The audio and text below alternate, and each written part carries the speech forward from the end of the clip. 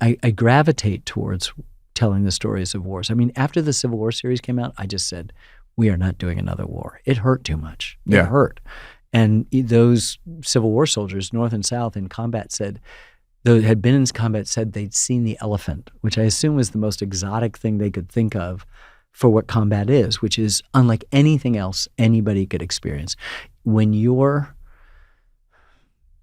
imminent death is possible at any moment, as it is not right now as we speak, you are vivified. Your experience of life is vivified. Then how you turn it off or are unable to turn it off determines everything, or survive or don't survive, or wounded or whatever it might be.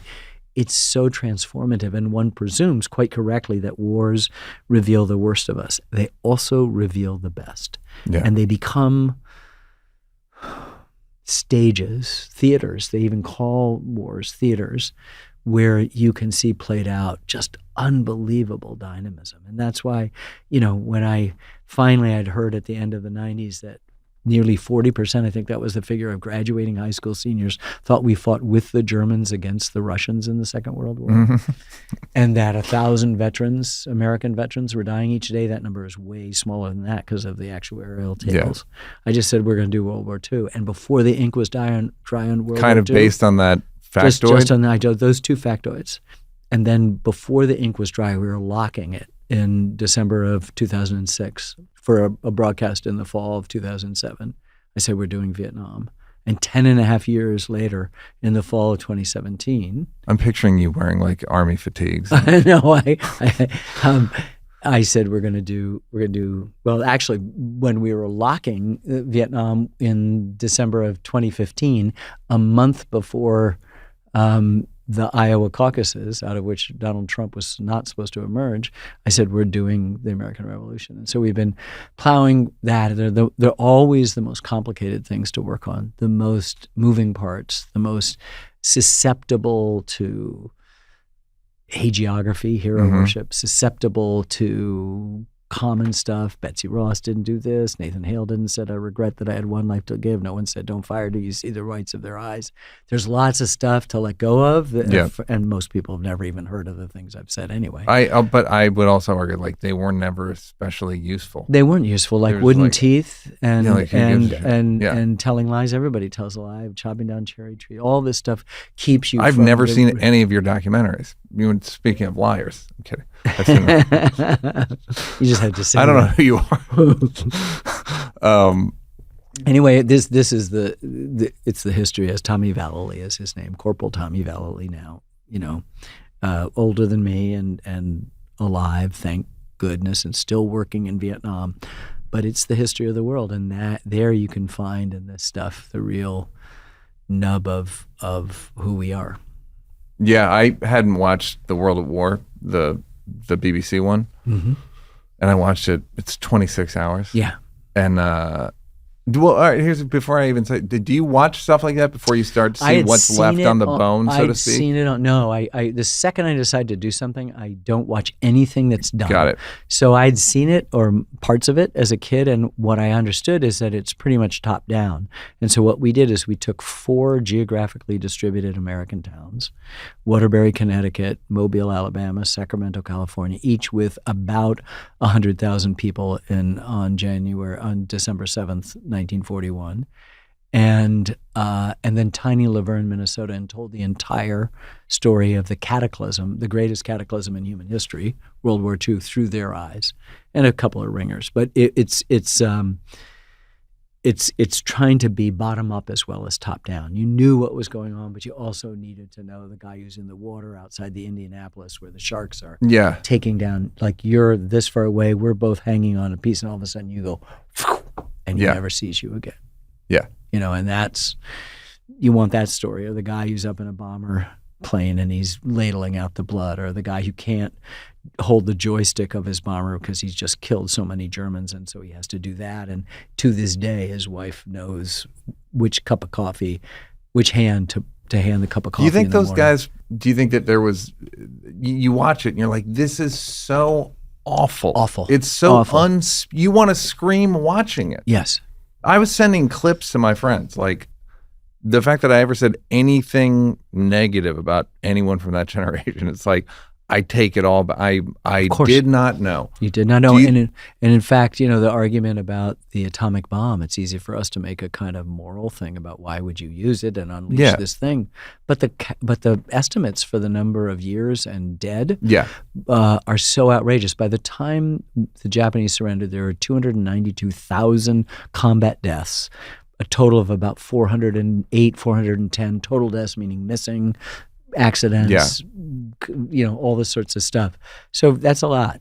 It was going to double for the invasion. Was the Japan. thing they had Purple Hearts ready? You ever heard that thing? Oh yeah, and I mean they produced 100,000 Purple Hearts for all the people that were gonna die, the Americans that were gonna die in Japan. Yeah, well, Purple Hearts are for wounded. I'm sorry, whatever the other one is. Dying is they maybe 1 million dead Americans, probably 6, 7, 8 million dead Japanese, and didn't happen. 150,000 people's lives were sacrificed with this two horrific bombs. But you can't tell anybody who was there thinking about where their husband or where their son might go that wouldn't have said that was not a good decision. That goes against my liberal upbringing, goes against my all of that stuff. But when I watched and then I watched World War, I'm like, oh, they weren't surrendering. There was no chance of surrender. No.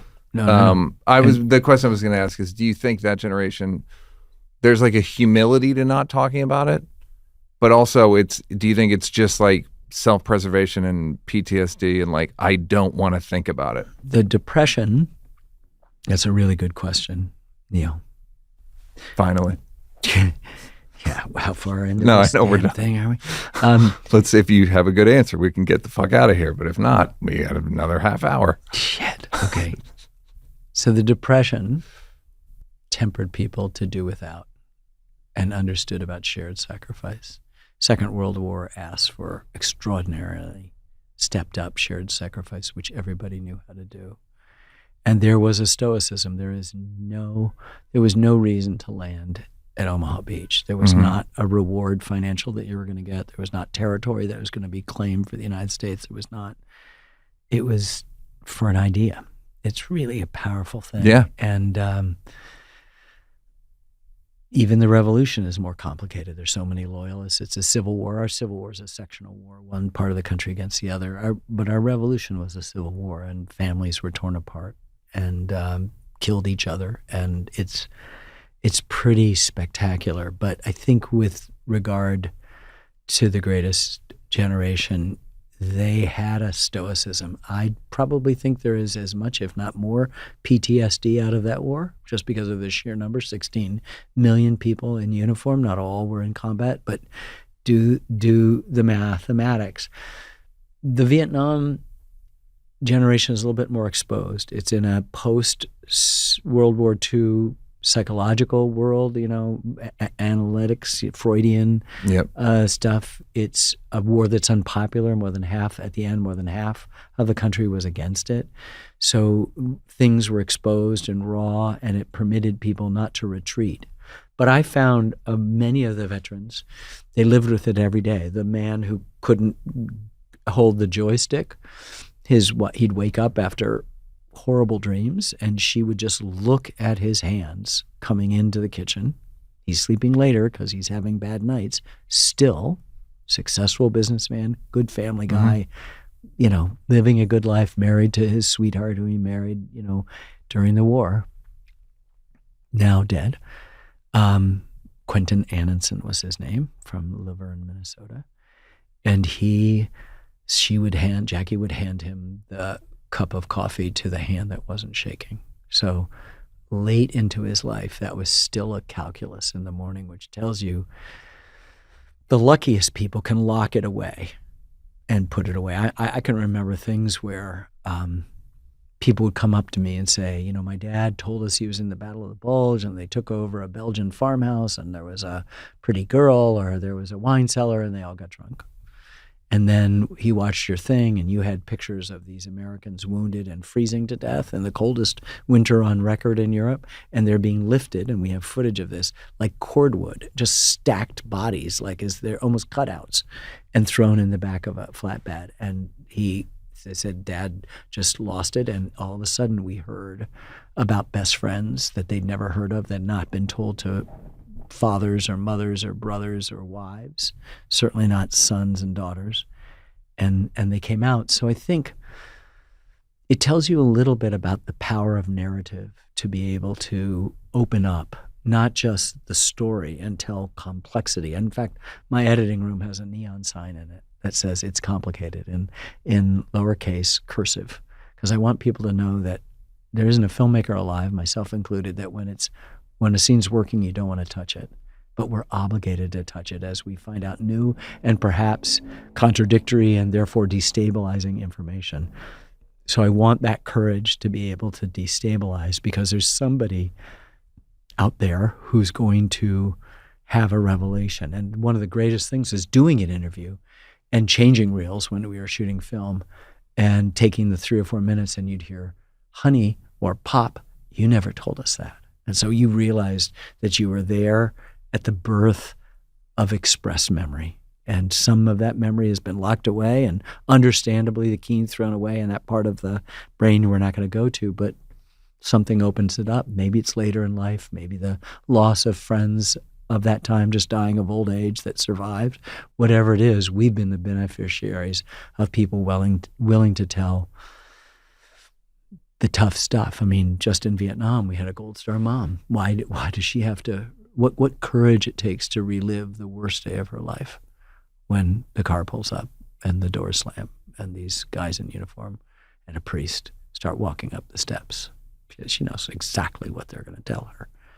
And she didn't have to give that to us, and she did. And by giving it to us, we get to give it to somebody else. And that may be helpful for anybody, somebody still alive who lost somebody in World War II, somebody who's still alive in the Gulf War, Korea, or whatever, or just someone dealing with the half-life of grief, which is, of course, endless. That's what I do for a living. I wake the dead. I'm still trying to talk to my mother, right?